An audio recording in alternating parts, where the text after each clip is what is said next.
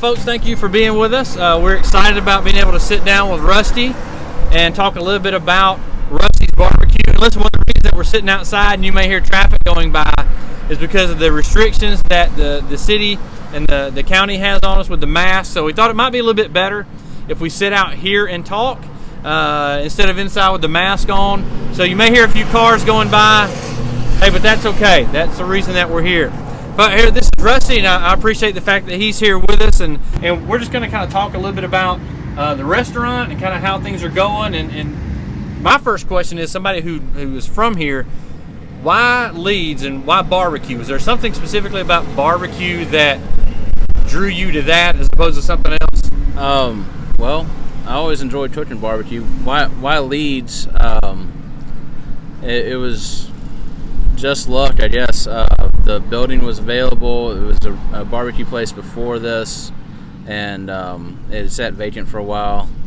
And we just kind of knew that Leeds was kind of coming up on this exit. You know, Bass Pro Shop at the time hadn't been built yet. Barber Motorsports had just been built, or a couple years before we opened. And so we just kind of knew that it was a good spot, you know, a good opportunity to come here.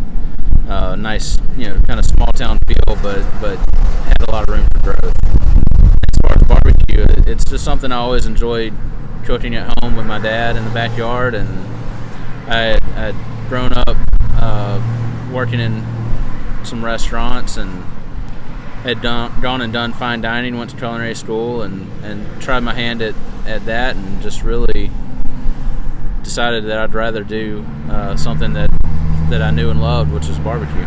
Good.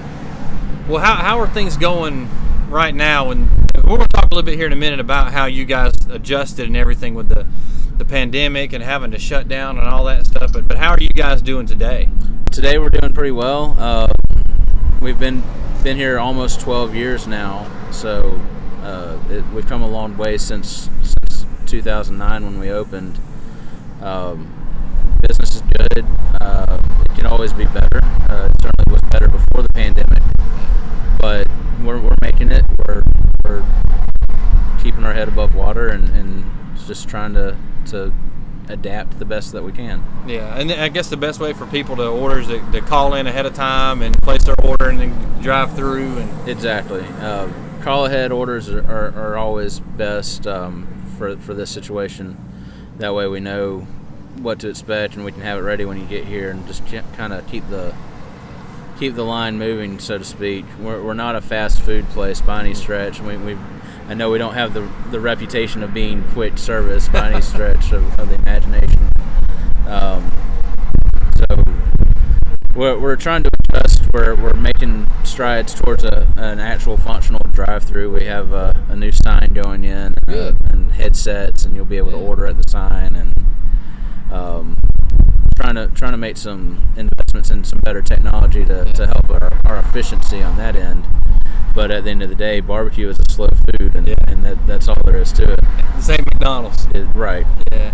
Well, and that I was curious about the kind of learning on the job as you've had to do over these past few months. I tell you, like at the church, we've dealt with tornadoes and weather and fire and busted hot water heaters and even bad flu we've done seasons. all that. We've done all that too.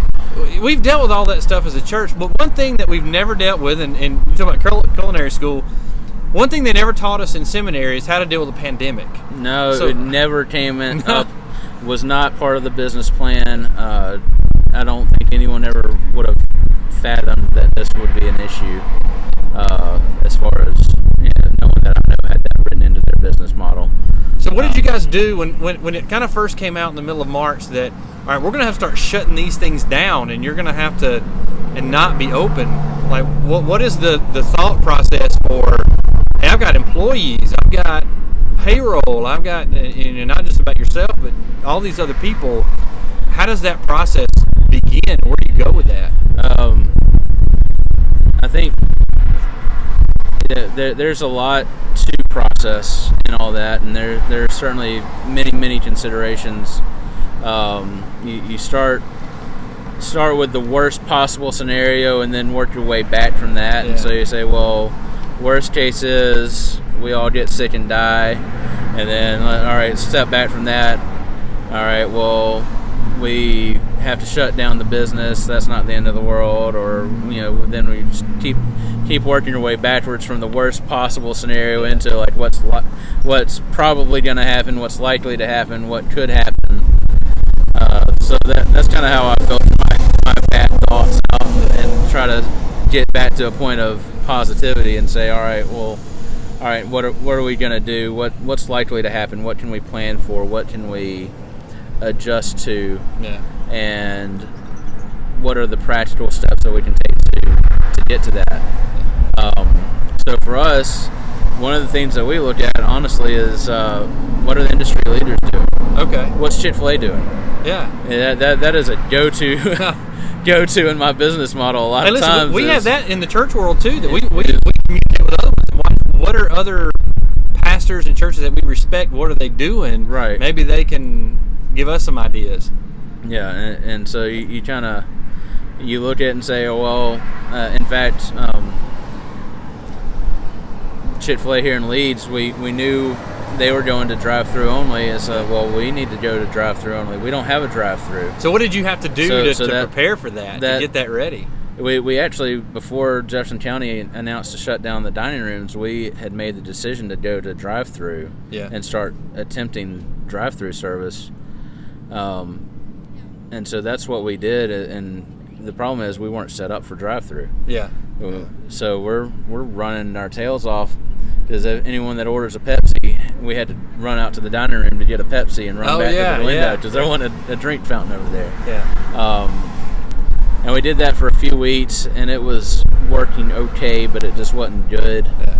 And so eventually we shut down for about a month. Yeah. And during that month, I worked harder than I've ever worked because I was up here every day, getting the drive-through ready. So we're still not quite there. Like I said, we've got the sign and the new headsets going in, but a lot of those strides were made during that time we were shut down. We put in a drink fountain in the drive-through. We had to run some plumbing issues to make that happen. We had to set up a new cash register over there and move things around. And so there's a lot of practical steps and projects that we kind of leaned into and said, well, I can't control if we get sick or not, but what I can try to do is figure out the logistics of our business.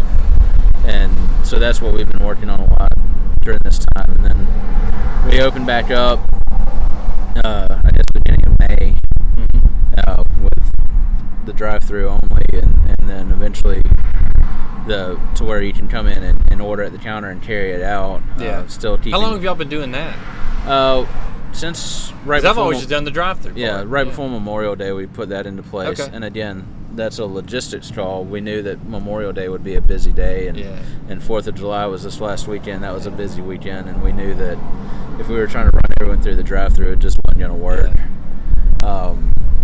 Because we've never been set up to be a drive-through until now. That's what we've been working on, is just trying to adapt to the circumstances, and we know that other restaurants have done it before, so we can do it too. Yeah. So how do you envision, let's say prayerfully, this thing, man, it starts slowly fading off, or we get a vaccine or whatever, and we're able to deal with it. How do you guys envision moving forward over these next few months or months after that? Time and effort and energy into good into making that happen, so that's going to become a staple of our business model. As to when we reopen our dining room and all that, I'm not really positive yet. There's still a lot of factors that go into safety concerns, staffing concerns. We can only allow so many people in the building at a time to keep them all, make sure that they're all staying apart. I know y'all have taken some steps at the church to keep people separate and socially distant. I've got a lot of people in the restaurant community, a lot of restaurant owners that I've talked to have all kind of agreed, like, it's just not worth it. From the health and safety standpoint, from the cost analysis standpoint, you're looking at paying an extra 2 or 3 people on every shift to just make sure that the dining room is clean enough for people to sit in. Yeah. And you go, all right, well, can we, again, at the end of the day, this is a for-profit business. Is that going to make us more money than, how many customers are we going to lose because we can't do dine-in versus, and there's a big part of it. And I know we've made a lot of people mad because of it, but. So it could end up costing you more money. Let's say, like, if you opened up your dining room to just 50% capacity, it could end up costing you more money than just not opening it at all. Exactly. And that's kind of the thought process that goes into it is how much money are we losing to make those sales? Yeah. and that's hard that's a hard pill to swallow. Yeah. So we have to think about it in those practical sense. And we have to think about it from a sense too. Like when we opened up our sanctuary, was what liability do we have if somebody gets sick? Exactly. Even though they're choosing of their own to come in, if they get sick, does that come back to you? And in what way? And how does that hurt your reputation? And how does that, what's worse? How bad would it be for our brand if everyone went out there and said, well, we got coronavirus from Rusty's? Yeah. That would destroy us. I mean, that's terrible. That's a little different from food poisoning. Yeah, that's a little different. Yeah. And the hard part is, food poisoning, even that is something where you can sit there and go, well, we got this bad lettuce, or we got, you can kick it up the food chain and find out exactly where it went wrong. We could potentially say we did our due diligence and did everything right, and they still got sick. But then coronavirus, I don't know how you do that, because we have no control over who comes to the doors. Yeah. We have no control over who they socialize with before they come in the doors, or how, And if they got a mask, or if they've got a mask on. And that's something that ultimately that fell to the Jefferson County Health Department that made that decision that everyone has to wear a mask if they come in. Which kind of, thankfully, nips the argument in the bud, because there's nothing we can do about it. It's out of our hands. Yeah, at that point, it's not your call anymore. It's not my call anymore. We're just following our regulations. They can shut us down, and we don't want to get shut down. Yeah. So if people come in without a mask, they'll be asked to put on a mask.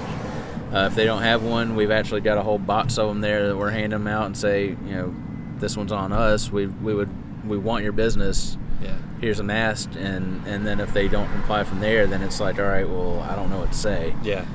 I can't imagine how you could function an open dining room where you're serving people and having dinner with a mask ordinance at the same time. I don't. Yeah, and that's they have to wear their masks to come in, and they have to wear their mask while they're up and about. But then when they're at their table, they can take it off so they can eat. But then if they're not eating, they can have to put their mask back on. What do you do? Yeah. It reaches a point of absurdity where you're just like, you know what? Just take your food and take it home. Yeah, that really just go enjoy it at your own dinner table without your mask. Yeah. And that's all there is to it. And probably, I'll be honest with you, as a consumer, if I was looking at all those things, as much as I love being able to just come and sit down and eat, if those are the things that the county's requiring, and even just being a good person in the community, not wanting other people to get sick, that requires, it's just easier just to drive through and take it to the house. Take it to the house. And we just pray for this thing to come to an end. Amen. And just we can get back to a sense of normalcy. So. Yeah, I don't know what normal is anymore, but this ain't it. But sooner rather than later, we'll reopen our dining room, and we'll get people in here, and we're excited about the prospect of getting people. Like, we miss our customers. We miss being able to, my job is to go around to the table and say, hey, how is everything? And we're so glad you're here. And we've developed all these relationships with people in the community, and we, I love to meet people and to greet them like that, and make people feel like they're welcome here, and they are. That everyone's welcome here. Are y'all able to do much catering? I mean, speaking of that, getting to be around people and know people. And that's a big part of our business that we don't get to do right now.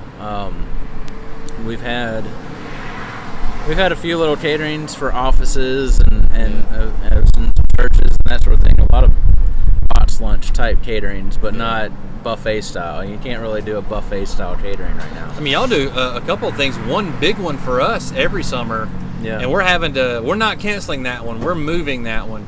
But man, we traditionally have that in August, and you guys come in there and do a great job with that one. Everybody's having to just kind of love doing it, rethink and make decisions on the spot of how you do that kind of stuff. Yeah. So. Well, and especially that particular dinner, I know you don't want to get that particular community together. Yeah. You know, yes, for our senior adults. We just can't have them getting sick. No, there's no need for it. You know, we love them. Maybe we can do some box lunches and send them out to their houses or something. Yeah. And our hope and prayer is that maybe by the winter, that this is going to be manageable somehow, and we can still do it, because they love coming to it and being able to sit down and eat the food that you guys make, and we bring in entertainment for them and those kind of things. And was Little Elvis one year or something? Yeah. We had an Elvis. We've had all kinds of different stuff for them. So, but moving on, let's talk about food for a second, because I'm always curious. One of my favorite things to do when I go out to eat, and like me and my wife are leaving for Savannah tomorrow. One of the reasons we're going to Savannah is because just to eat. Yeah. And I love going to a restaurant where I know the person who owns it and creates it, when they're eating the food themselves. Yeah. It's like, yes, okay, good. This is the place I want to be. Like, if you could order something off of your menu, what do you eat? Ooh, that's a tough one. When I opened, I had this thought in my head that I could eat ribs every day of my life and be happy, fat and happy, but happy. and that, I tried it for about the first month, and after that I was like, I want sushi, I want a salad, I want anything but something without barbecue sauce on it. A lot of times I'll eat the cheeseburger. I'll get a burger. We get creative with the menu. You know, come up with different sandwiches or something. I've come up with a concoction that I call a piggy melt. What is that? Which is like it's like a patty melt, but instead of a burger, we do pulled pork, and it's got peppers and onions and cheese. Wow. It's on toast. Yeah. It's really good. So do you get to make stuff for you that's not on the menu? Oh yeah, all the time.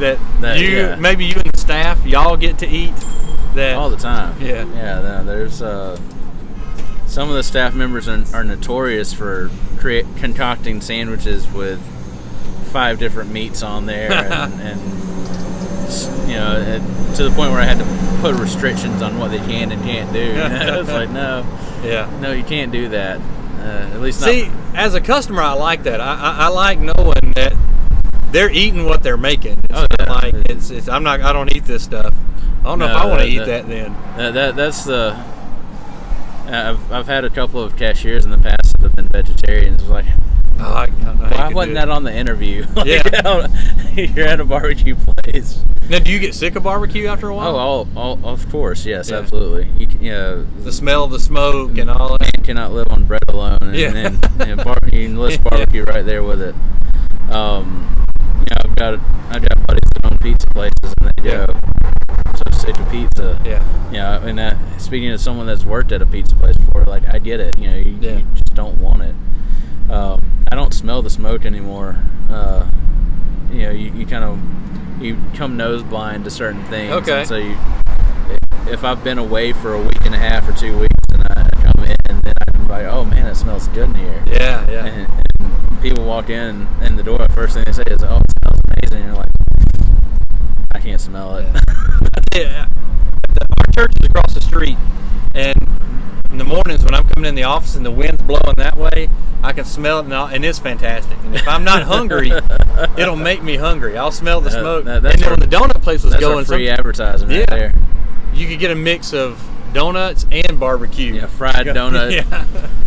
You get barbecue donut sandwich or something. Yeah, it was good. And then you add the Chinese place on top of it. So they're killing me over here. Yeah, like they're so good. I mean, their food is really good. I'm really happy having them back there. Well, hopefully y'all feed off each other because it's not the same kind of food. Well, it's not. Back to you can't eat barbecue every day of your life. So I was excited for them to come in just because it's something that we can go get lunch and not have to go too far. And it's like, now what is that for perception if people see the Rusty's folks going over to the Chinese place to get lunch and they come over here. They were over here for the 4th of July. I mean, they're good folks. We really appreciate them being here and want them to do well. Hey, as a community, it's great having all that different ones. Yeah, absolutely. All right, last question. I've got to ask you this one because you brought up the cheeseburger, and I am not kidding. I try to talk myself into not getting the cheeseburger when I come here for lunch. It's a hard call because I come to a barbecue place. I want to get barbecue. I want to get some smoked chicken. I want to get something else, but it literally is a award-winning cheeseburger. It is. What makes your cheeseburger so much better? And I have failed trying to make it at my house as good as this one. What makes the cheeseburger here so good? Well, first off, the fact that you're not the one cooking it. Like you don't have to cook it for yourself. Yeah.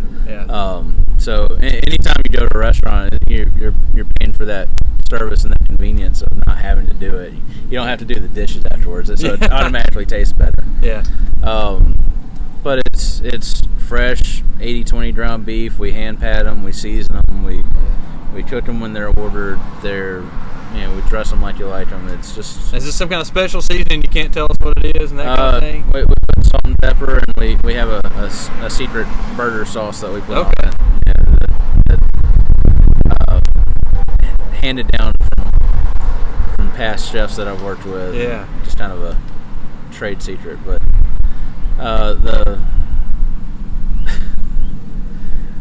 that's all there is to it. The simplicity is what makes it good.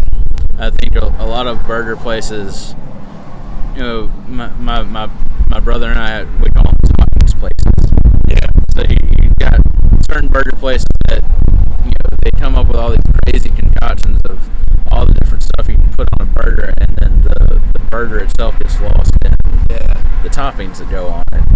And then you got like a good burger place that focuses on the meat and the burger, and there's not, we don't have crazy toppings you can put on your burger. It's a burger. You want ketchup and mayonnaise and mustard, lettuce, pickle, tomato, onion, or you can, whatever configuration of that you want.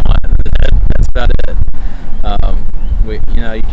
You can add barbecue on top of it if you want to. We'll charge you accordingly. Really? That's fine. No, barbecue on my ribs.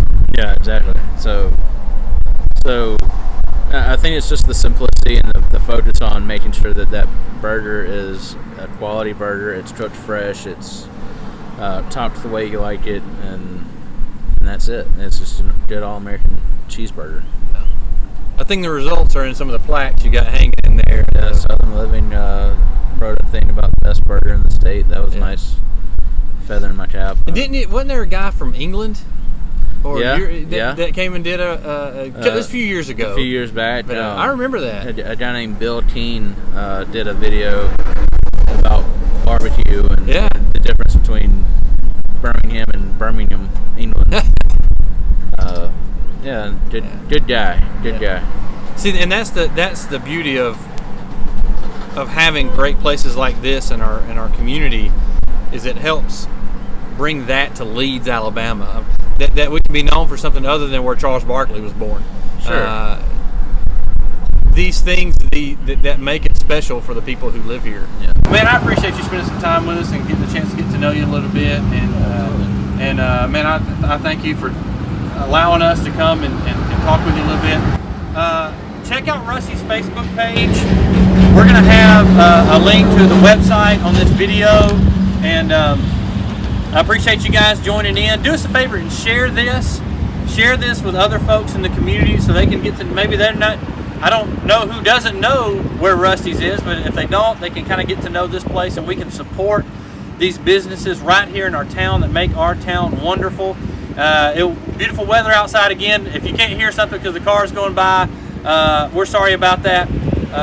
Next week, we're going to be talking to a couple of ladies from a local hairdresser right here in town, another industry that was hit really hard by the shutdown, and we're going to interview them and get to know them a little bit as well. But man, man, we appreciate Rusty and the time that he gave us. And if you are hungry and you want a good meal, man, call him, come by, get you something to eat. All right. God bless. Thank you for being with us, and have a great weekend.